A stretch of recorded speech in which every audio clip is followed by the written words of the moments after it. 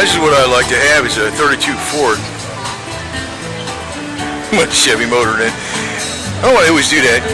Now, to tell you the truth, I actually kind of prefer, well, I guess Chevy motors are less money, but if I had a Ford, I'd put a Ford motor in it. But, you know, I'm definitely not being critical here or nothing. Chevy motors are great. That's a common thing to do, but and I'm actually leaning more towards Chevy than Ford, but I would probably put a 302 in this sucker, 289 or something.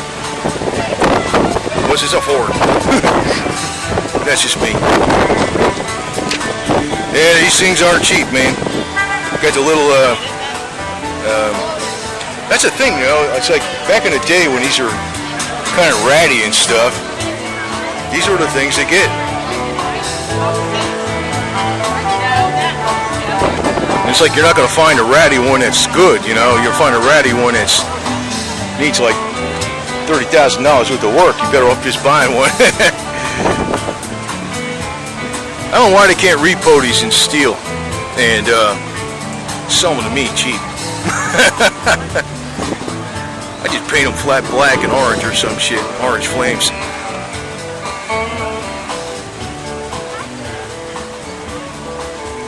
This is an automatic, I guess. Is it? Yeah, I guess it is. That stick on there looked like a... Oh, let me get around the other side. Well, I love this thing, though.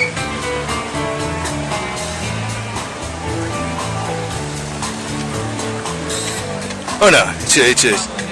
Yeah, it's automatic. The way that shifter is, it just looks like it would be definitely, not an automatic, but just a lot of work into this. You can see, you know, the AC and the headers and all the chrome and a lot of detail work. The way the frame is painted, body color, clear coated. I mean, all that stuff adds up. You'd never be able to build this car for the price he's asking. Never. And it's very nicely done. You know, the wide white walls, baby moons, chrome ring trimmed around it. The 32 on the side looks nice too.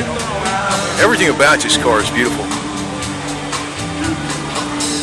But when they're that good, you get out of my price range, that's a problem. So, thank you. but do like the idea behind this, something like this. So. All right. We got the car show going on, as you well can see. It's a beauty. Don't forget your